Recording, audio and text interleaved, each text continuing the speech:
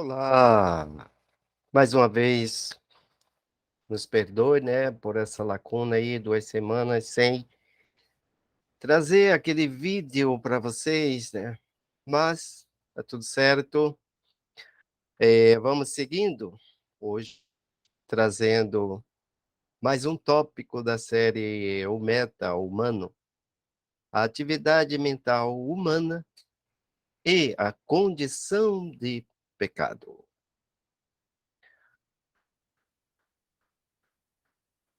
Algumas tradições místicas, assim como muitos místicos e escolas de mistérios, são unânimes ao dizer que a atividade normal da humanidade herdou uma característica disfuncional. Já parou para pensar nisso? Uma característica disfuncional, tá? Buda definiu esse estado com o termo dukkha, um termo em Pali que significa sofrimento, insatisfação, tristeza. Uma espécie de incômodo psicológico, como um ruído de fundo, né.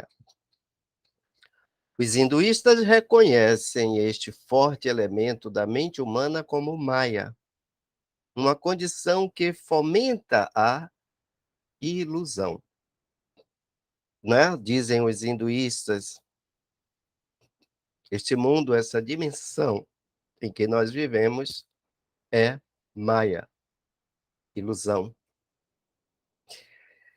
Mas como? Como uma ilusão? Eu estou sonhando, de fato. Estamos sonhando. Sonhando acordados ou pensando que estamos desperto? Ainda não. A ilusão é uma forma de vício que em excesso produz depressão. Vou explicar isso um pouco mais para frente, tá? A depressão é um estado interior de rigidez perante uma grande desilusão. Não é assim que acontece? Eu já passei por isso, tá? E é justamente algo, né, de um estado de rigidez, e é perante uma grande desilusão. A gente entra num curto-circuito e aí tudo para. Ah. Há um mecanismo metafísico natural de autorregulação que visa nos manter no ritmo evolutivo. Eis a questão, né, do que herdamos para o que é natural, o que herdamos em termos de vida ao mundo consciente, tá? Uma das suas funções é romper com o processo ilusório, ou seja, mais cedo ou mais tarde, a mecânica da vida vai atuar em seu benefício, provocando seu contato com a realidade. Tá? Então, esse é o processo, inclusive, da depressão dela, as crises de identidade, porque chega um momento em que a força da natureza, aquilo que é natural, está gritando em nós, e nós até então não demos a devida atenção. É preciso descartar tais e tais conceitos. É preciso descartar tais e tais paradigmas. Ou tais e tais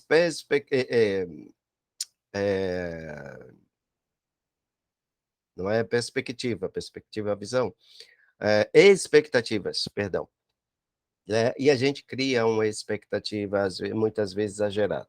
A expectativa é mãe da decepção.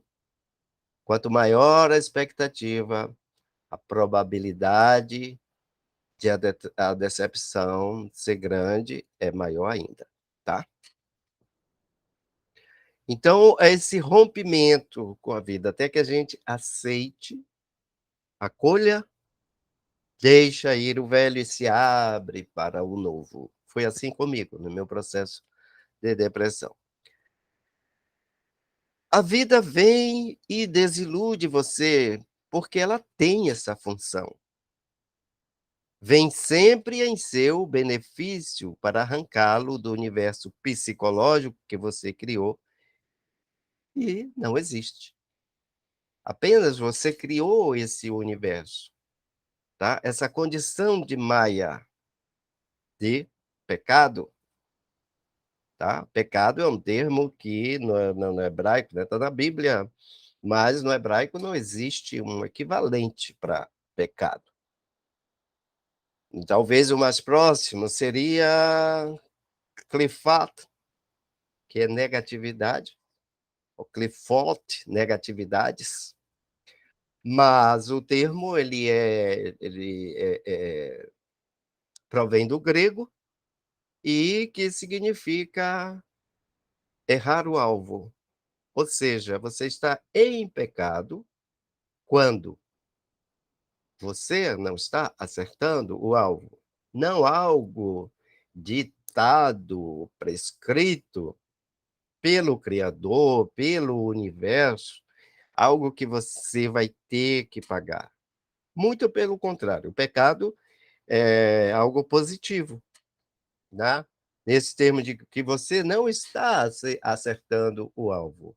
Ou seja, está nos chamando a atenção para rever, certo? Ah, eu estou tentando fazer uma coisa e não dá certo, não dá certo. Veja onde é que você está errando. O que é que precisa ajustar para que você vá e acerte o alvo? E o alvo para o universo é o quê? Estarmos bem, sermos felizes. Esse é o alvo que devemos alcançar. Não aquela felicidade passageira, né, como diz a música. Felicidade não existe. O que existe na vida são momentos felizes, ou seja, momentos. Mas essa felicidade é a expectativa do ego, é conforme a expectativa do ego. O ego não é você. Você não é o ego. O ego é uma ferramenta, é um complexo, tá? Que nos faz atuar neste mundo. Então, nesse trabalho, nós vamos ver muito essa questão da identificação com o ego. Então, sair da ilusão é ser feliz.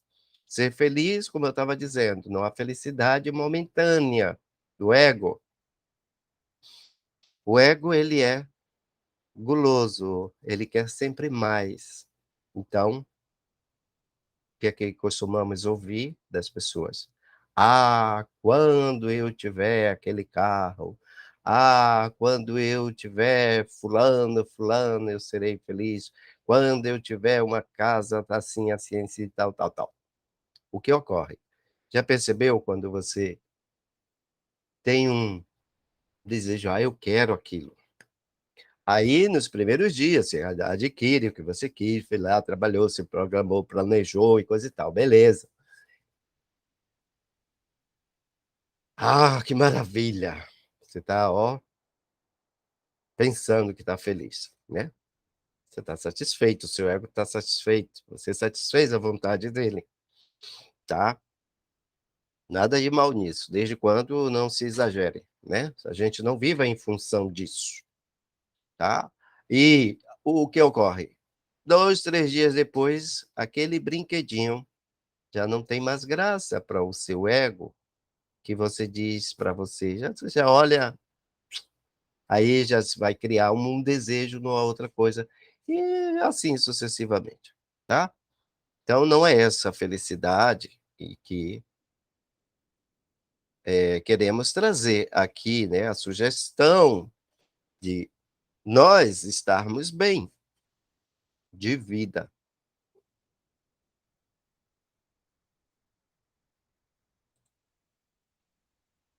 O que é estar bem de vida? De estar bem consigo próprio, consequentemente estaremos bem com o mundo, com o todo.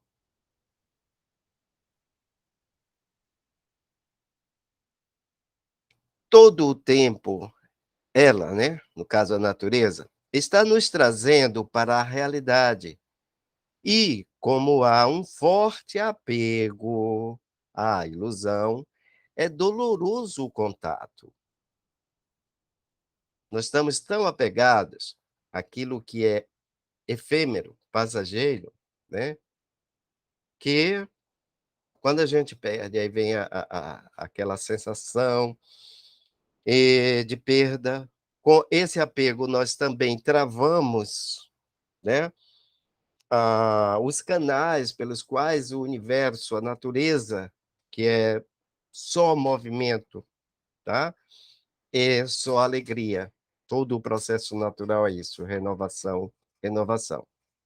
E a gente insiste em se apegar a isso ou aquilo, aquele ou aquela, enfim, tá, como se diz no budismo, né, toda a infelicidade do homem está no desejo, né, e no apego ao desejo. Dói quando a vida vem e por meio da desilusão, nos abre por dentro, como que dizendo: "Volta e olha para aquilo que é real". Machuca, porque somos viciados em ilusão. A clareza deste fato nos leva à certeza de que a ideia que estamos formando a nosso respeito é uma fraude, assim como a ideia sobre praticamente tudo, pois estão poluídas com aquilo que esperamos, não aquilo que é, mas sim o que nós esperamos, com aquilo que corresponde às nossas crenças, valores e, o mais importante, todo o sistema mente-corpo, o sistema psicológico e comportamental estão sendo construídos a partir dessa interpretação que temos da realidade e não a partir da realidade em si. Que realidade é esta? Abrir-se para a natureza, seguir o fluxo, não remar contra a maré. Ah, parece uma coisa, eu quero fazer isso, aquilo e não dá certo, não dá certo. Você realmente está comprometido com aquilo, comprometido, comprometida com aquilo que você diz que quer? Você está fazendo o suficiente, está se dedicando, não é o esforço. A natureza não vive de esforço, a natureza atua dedicando-se. A natureza não tolera esforço. Inclusive, tem um dos vídeos do professor Horácio Frazão, que ele fala muito isso. Vocês poderão ver, né? A ciência da sorte, ok? Vai lá no canal do professor Horácio Frazão e vocês vão ver, né? Ele fala muito, com muita propriedade sobre essa questão, tá? Sorte, o que é sorte, né? Reagimos a uma pessoa não pelo que ela é, mas pelo que pensamos que ela é. Olha que reflexão, olha que conteúdo fantástico para você refletir e ir constatando que o que aqui está sendo dito pelo professor Horácio Frazão, esse trabalho não é meu, estou aqui só procurando, né, ajudar vocês a entenderem a natureza desse trabalho. Como sempre estou dizendo, desde o início desta série, eu estou falando sobre isso.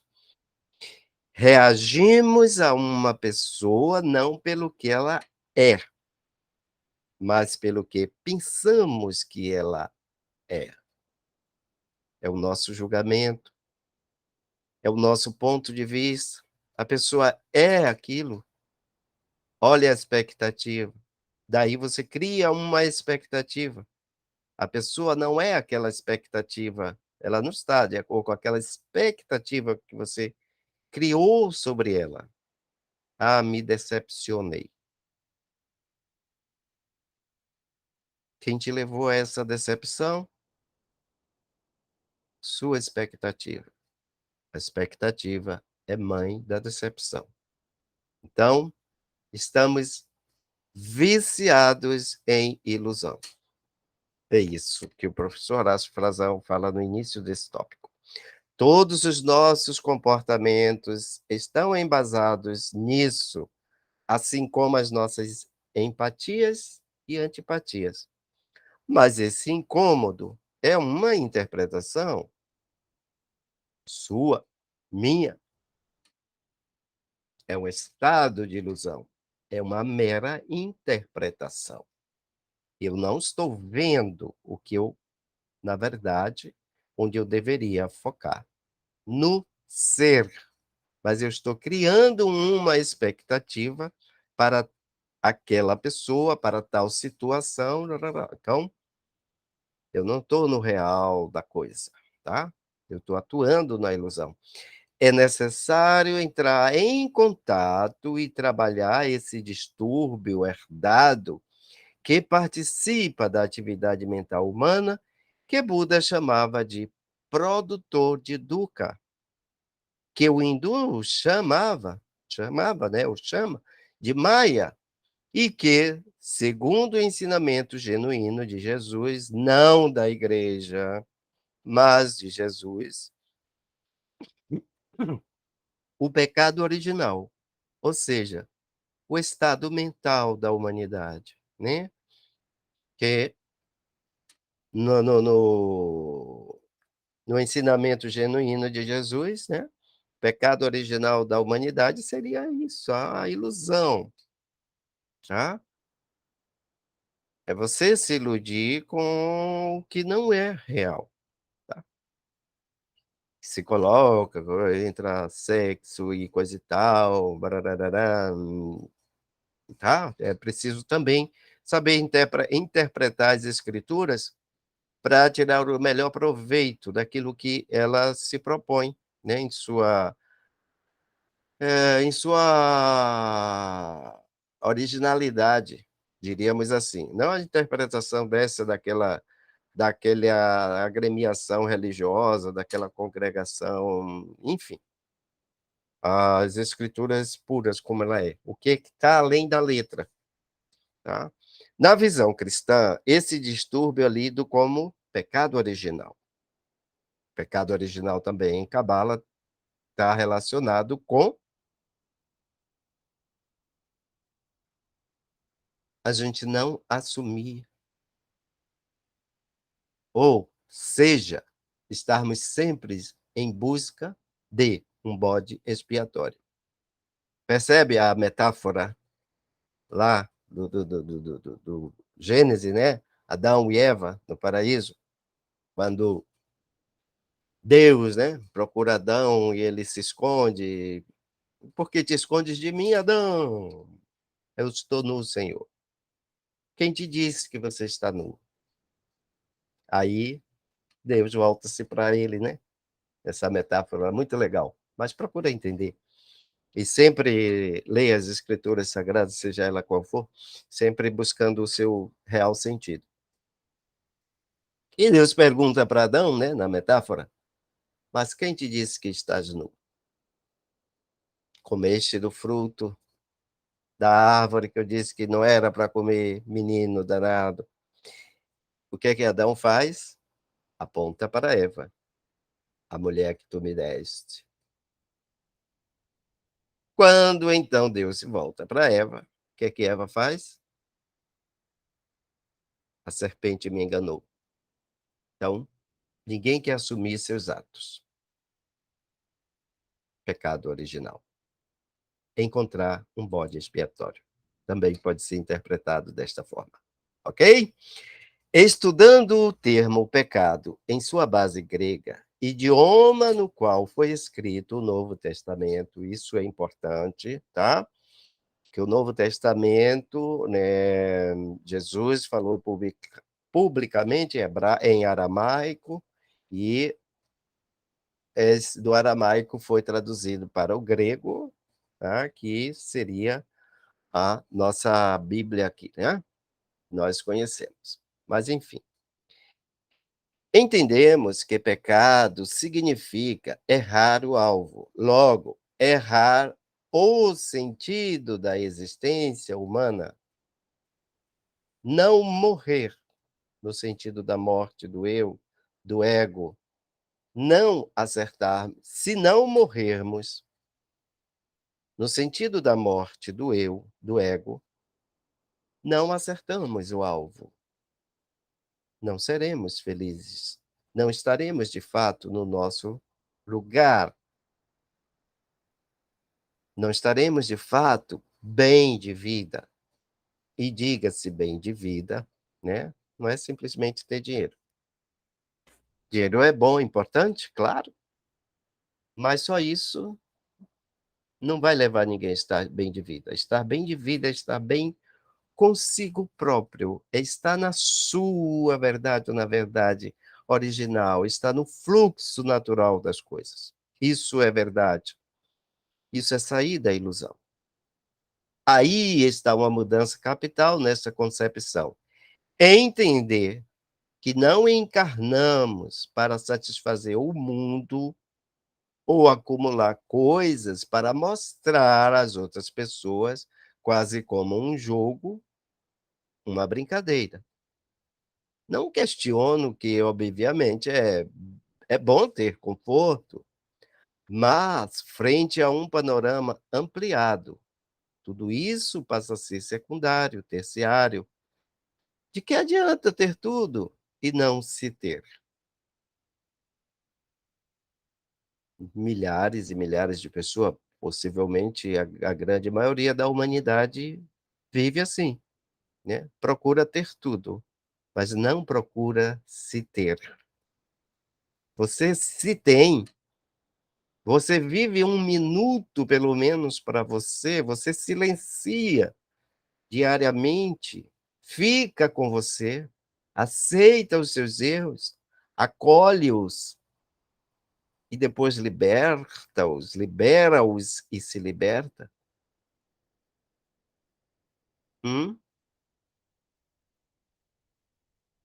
De que adianta ganhar o mundo e perder sua alma, como dizia Jesus. E aí, nisso aqui tem uma grande verdade e tem tudo a ver com você, ou com o dito um pouco anteriormente, né? De que adianta você ter tudo e não se ter? É isso que Jesus está falando. Não necessariamente aceitar Jesus e seguir uma doutrina, tá?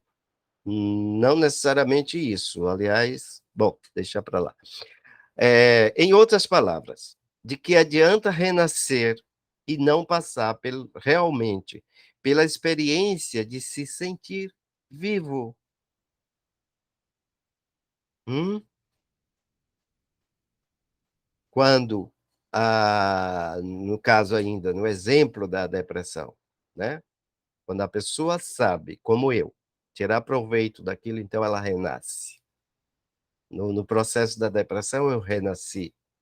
Eu realmente aceitei todas as minhas porcarias, acolhi-as e joguei tudo fora, tá.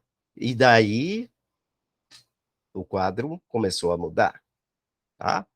Daí, o médico viu, daí eu comecei a melhorar e as medicações começaram a ser desmamadas, tá. Mas enquanto eu não aceitei, enquanto eu não me vi, tá, eu não me trabalhei aqui, eu ia ficar na base da medicação o tempo a vida toda. Talvez eu nem estivesse mais aqui falando com vocês hoje. Na acepção mais pura do termo, entenda, se sentir vivo como sentir a si mesmo, sentir a consciência, ok? Então, busque-se, esteja com você. Isso é sair da ilusão, tá? Deixar de viver o mundo de fantasia, tá? Sair, procurar desidentificar-se do seu ego, fazer para agradar, simplesmente seja. Aceite os seus erros, os seus defeitos, acolha-os, tá? Pois o universo não está aí, a natureza não está aí para nos castigar, tá? Dele o nome que você quiser, o infinito, o universo, Deus, Alá, não importa, Olorum, tá? Mas o não dele nome nenhum, não lhe dê nome nenhum, tá? A natureza é a natureza. E, num trocadilho, ela só funciona de uma forma natural. Então, quando nós não estamos mais no natural, deixamos de ser. Não seguimos mais o fluxo da natureza, portanto, sofremos, uns mais, outros menos. Enquanto nós não despertarmos, não decidirmos parar com o vício da ilusão. Então, gente, ficando por aqui,